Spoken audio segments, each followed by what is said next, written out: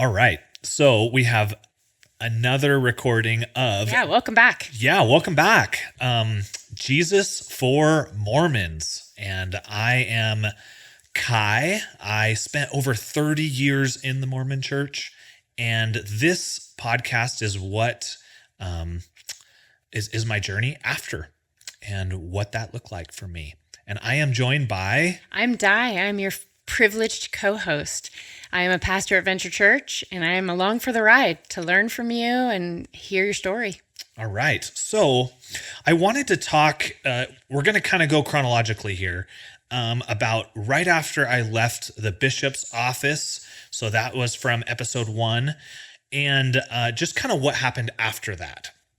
So I left, and I did what I feel a lot of people, at least from what I've heard from different podcasts and different friends that I have, I just started to consume all things Mormon.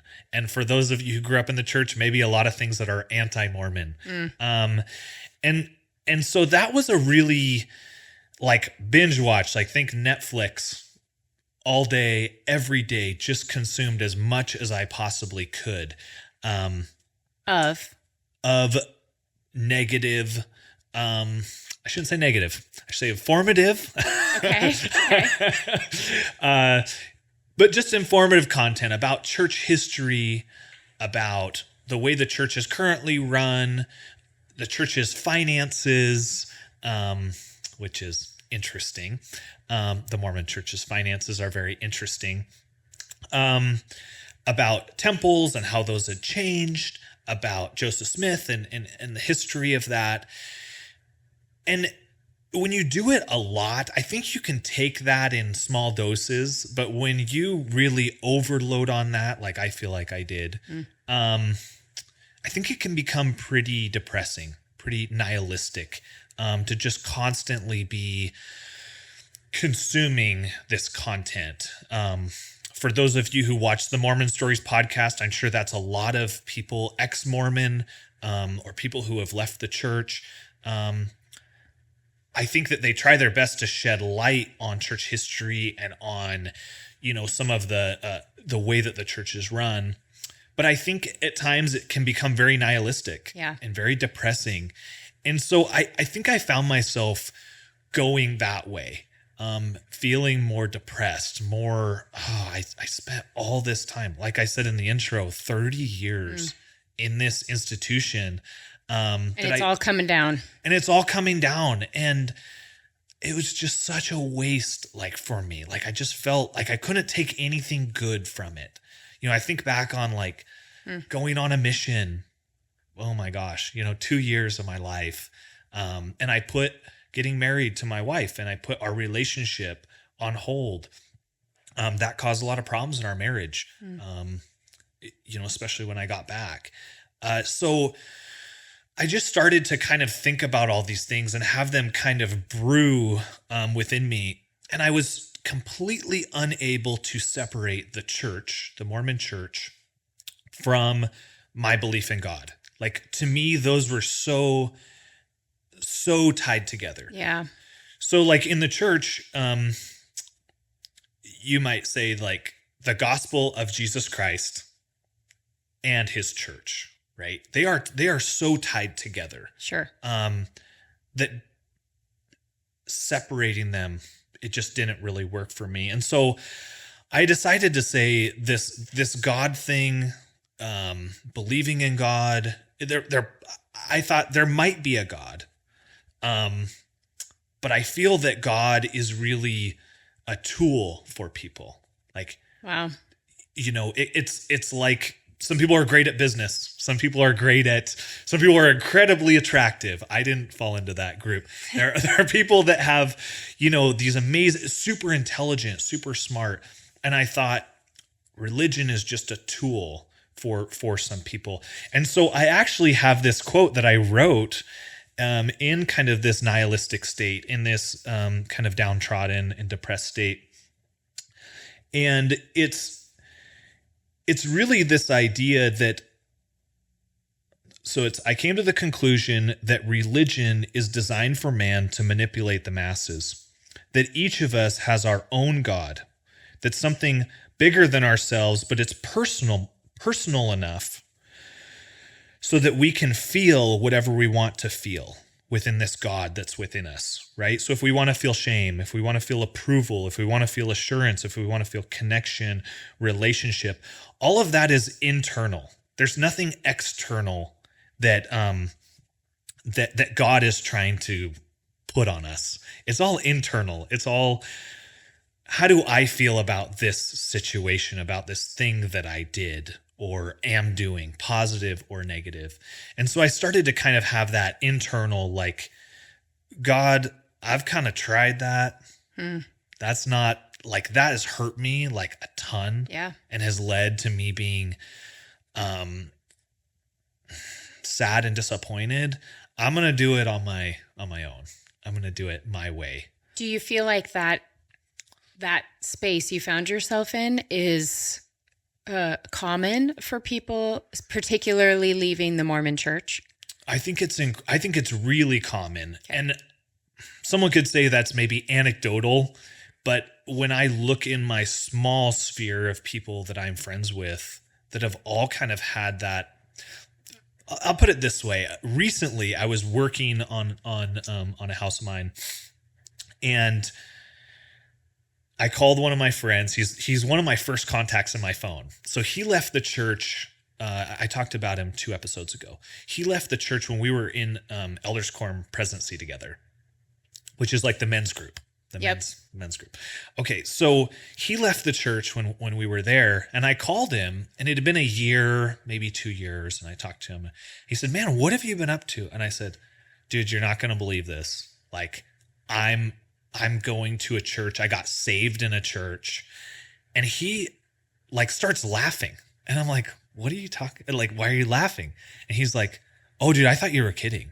Like, I thought I'm totally off in a different direction, you know." So I think it's very common. My MTC companion called me and said, "I have want nothing to do with religion. Like, I gave 2 years of my life to something that it's pretty apparent it's not true. And so I'm not really interested." And my own brother, same thing. You know, I mean, all these people I know in my life, my Elders Quorum presidency, when I served with him, same thing. Like, it's all crap, right? And so I think a lot of us, I can say us, because I know all these people and I've talked to them extensively about religion. A lot of us feel like we've just been burned by our church and in turn by God, right? Sure. And because they are not easily separated. Yeah. And so I remember one night I was talking with my wife about this whole experience, and I said, I feel that my heart, like the mechanical part of my heart has like been ripped out. Like the part that makes me feel and like drives me in my life has been ripped out. And like, I'm just kind of moving through life, like floating through these experiences and like trying to kind of have this life back that I used to have. And that was how long after leaving that you had that feeling?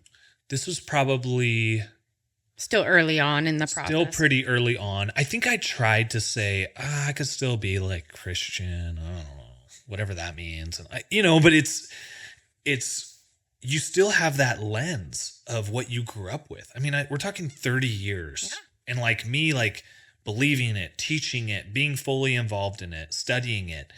It didn't just like leave. Like there was a lot of times where I felt like guilty for leaving my church. There were times where I felt sad and ashamed, or like I felt bad for my parents for investing so much into me. And taking me to church every Sunday and trying to support me in every way, right? There are all these just like, and I think all of that made it worse. Like it all made it, like, I've just really, really depressing and nihilistic. And so I think there's kind of an interesting story from this. So I'm self-employed. I run a small business, and so my insurance is terrible. Yeah. And I know this. I know this going into every time I go to the doctor. Aren't you responsible for your own insurance? I'm responsible for my own insurance, and it's like $1,000 a month, and they cover nothing. Yeah. So, yeah.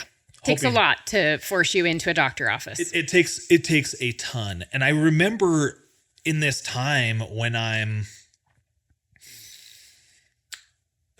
going through this deep depressive state, I remember thinking, like, there's something physically wrong with me. Like, that's why I can't operate. Like, that's why I can't go back to work and just like act like everything's normal, is because like physically, and maybe that's affecting this whole thing. Maybe that's affecting the whole, and if I fix that, then maybe I'll be able to fix everything else. Wow. Something crazy and delusional like that. Right. So so I'm going through this situation. And I'm like, you know what? I work in a lot of old homes. I renovate a lot. And I'm like, oh, maybe there's something wrong with my lungs. And I started to kind of have this idea that there was something wrong with me in that way. And this went on and on and on for like months. Like, oh, there's something wrong with me. There's something wrong with me. And so I decided, okay, I'm going to go into the doctor. I'm going to spend whatever it costs to get my lungs checked out to make sure that I'm okay. So I go in there. The lady's like, what's wrong with you? I was like, I just feel there's something wrong with my lungs. I want to make sure that I don't have mesothelioma.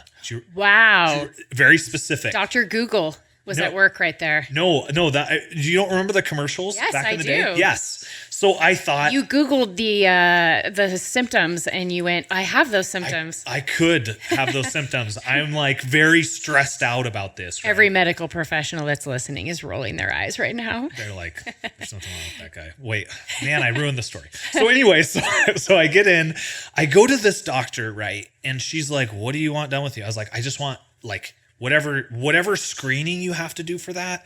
Like, I want to get that done so I can just deal with the terrible thing that's going on with my body. So they go in, the lady, they do the little scan or whatever, and she comes back. And nice gal, maybe about my age. She's talking to me and she says, there's absolutely nothing wrong with you, like on your lungs. And I was like, oh, okay. I just wanted to check because I was worried about my health.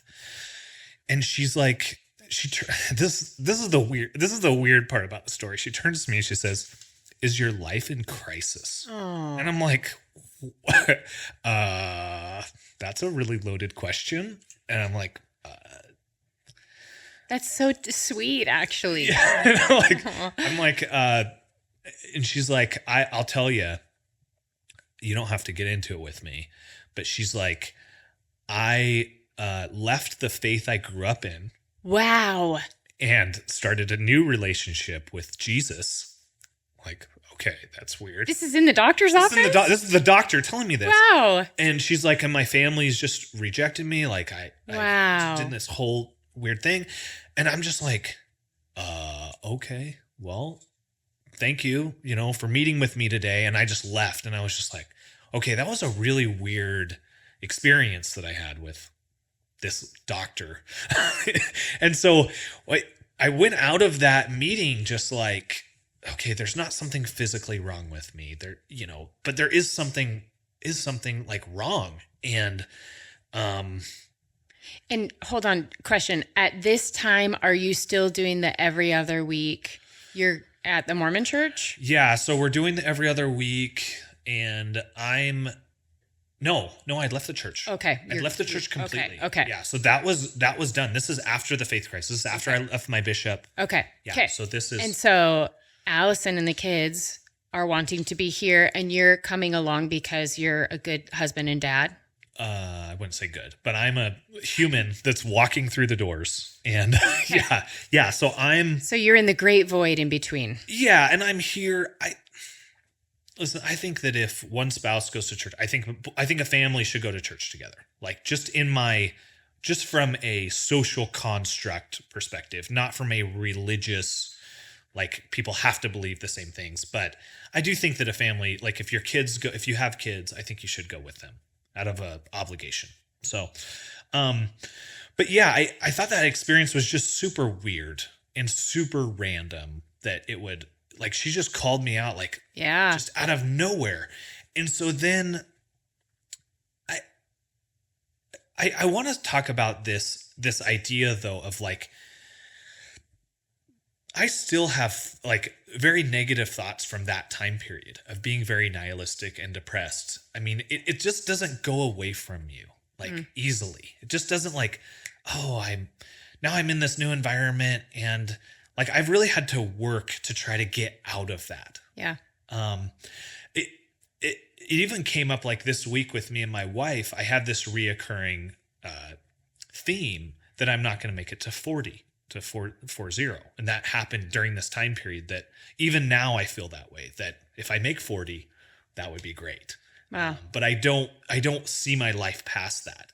In this very like nihilistic and negative view, and I pray to God that that I'll be able to see something different than what I'm even right now. It kind of lingers with you, right? And I hope that will go away. But I don't know. I feel a lot of empathy for people who are kind of struggling in this space. Yeah. Of like, they've left, they've been hurt, they feel downtrodden by that, and it affects them. Is there some? I'm trying to pick up like what the cameras maybe can't pick up, which is just the feeling of sitting here with you. A little bit of beating yourself up for how could I miss this? Is there some of that in there too? I wouldn't say how could I miss it, but how could I waste so much time and effort? And I don't mind giving. I mean, I coach. I try to like, this is going to sound like me, like totally virtue signaling, but like, you know what I'm saying? Like I don't mind giving them my time. A friend calls me and says, "Hey Kai, I want to talk." I'll talk to him. But I want to do it because I'm investing in something. I'm building up something. Yes. And not so that a church that I think doesn't help its people as much will just leverage and will, like I have no problem giving, but it's just that distinction. And so you think about all those sunk costs of being involved in something, and how it's just kind of wasteful, like how you feel wasted and depressed and you were part of this. And I mean, I'm like, I'll give you this, Di. If you would have met me on a mission, if I knocked on your door, okay, I went to Mukilteo, I can say the whole town, right? And I knocked on your door and I said, Di, I'm Elder Van Leuven from the Church of Jesus Christ of Latter-day Saints, right? And I met you and I said, what do you do for a living? And what would you say? I'm a pastor. You're a pastor, right? And I would have said, well, Di, that's great. You know why? Because pastors make great Mormons, right? Like I was so committed for years and years and years, right? And I invited people, and I saw people come to the Mormon church. I saw people get sealed in the temple, and I saw like all these things. And then it became an embarrassment for me. Yeah. All this effort that I put in kind of made me cringe and made me feel like, and so I did this thing, and I would say it's called throwing the baby out with the bathwater, right? We all know that saying. I couldn't distinguish between the two. And so I thought that all my experiences from God were just me, just trying to hyper spiritualize something that happened in my life, right? I prayed and there were my keys, and, that was because I looked harder, trying to kind of normalize these experiences, and say, God isn't really somebody I can have a relationship with. He's just somewhere, maybe, if that. And so I think I was just so hurt by the church. And Di, I'm curious for you, what would be, you've been a pastor for over 20 years. I know that. Yeah, 30. Probably. 30 years.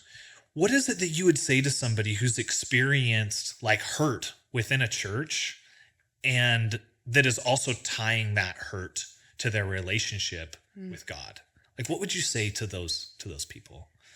So funny, because before we started recording, you and I were talking about our personal emotions, and I was saying that the crying part of me is broken, but I can feel the tears welling up because I think the first two things that always come to my mind, and they're not trite at all. They're said with the deepest of meaning, which is, I'm so sorry. And if you need to hear a church person say, I'm sorry, will you forgive what's been done to you, even though I didn't do it, but I can represent that trust you put in a leader or someone with authority in your life that was breached. Please forgive me. Like I feel representative of that position that a religious person can have of power in someone's life, and how it was misused in some ways. And sometimes it was misused and it wasn't of ill intent. Sure. But I think I'm sorry it feels so insufficient, but it's said with such heartfelt. I want to validate people in their hurt and say, I hear you. Sometimes what that person needs to hear is, you're right to feel this way. It's you're not asking too much, that you know the truth, and that you get to make your own decisions, and you're not manipulated to make decisions or whatever. And there are all kinds of different scenarios that aren't just in the Mormon church. They're all over the place. But I think I'm sorry is always where I start, and then I just listen. And usually people don't want to rehash everything. They just need to be able to say, I've been really hurt. It's hard for me to trust. And for me to say, I'm sorry, if what you need to hear is I'm sorry, let me be the one that says, I'm so sorry for what's been done. And you don't have to, I'll earn your trust. You don't have to just immediately trust me. Yeah. And I think it's interesting, because I went from that very upset and depressed state, and I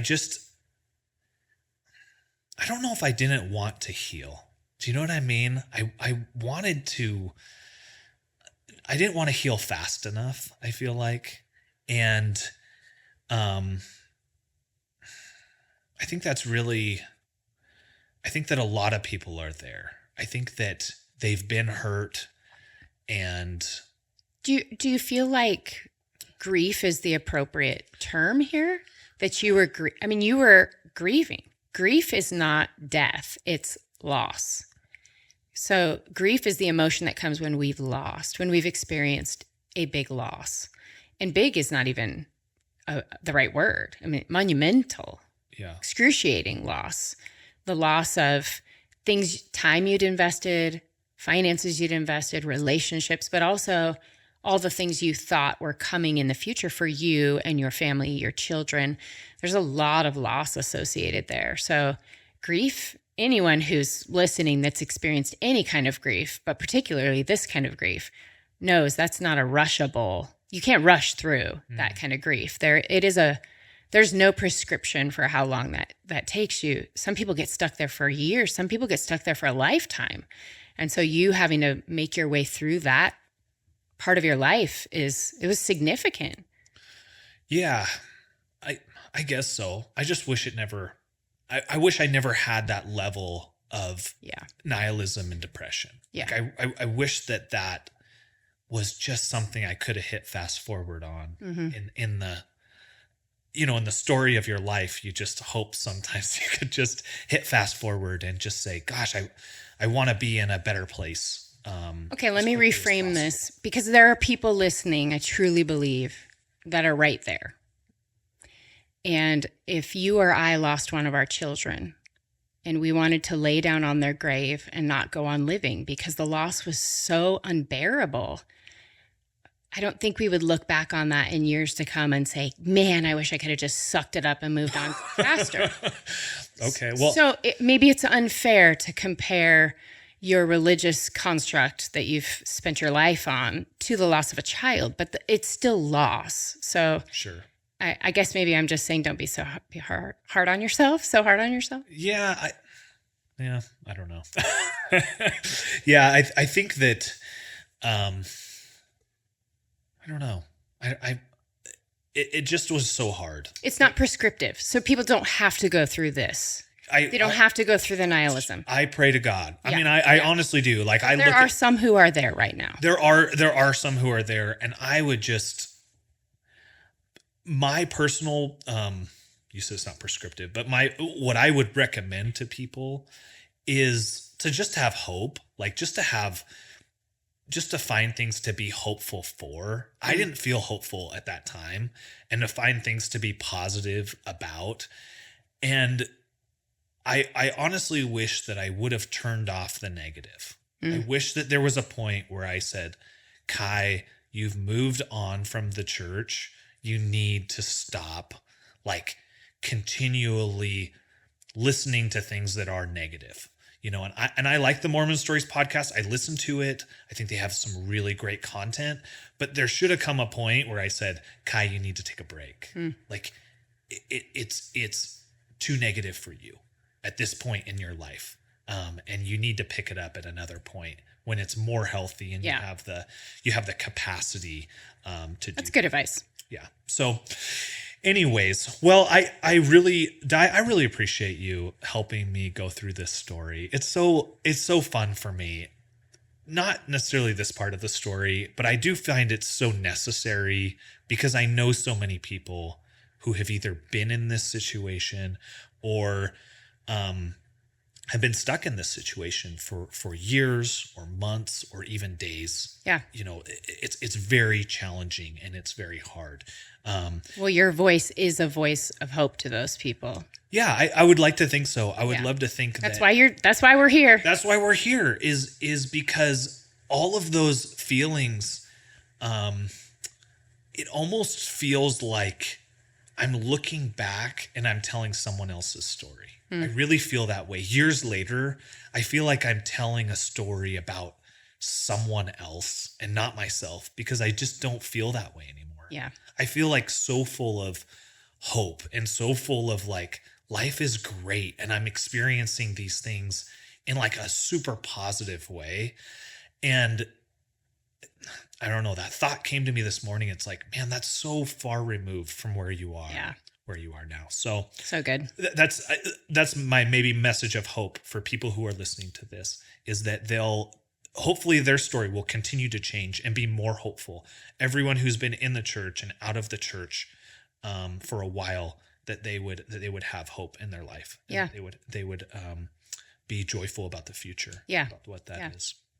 So it's good. All right. Well, thank you guys. We will see you on the next episode. And again, if you have a message of hope, if you have a message about this, about your relationship with God and you were Mormon and you grew up that way, I would love to help you kind of go through it. And you can reach out to us on JesusForMormons@gmail.com.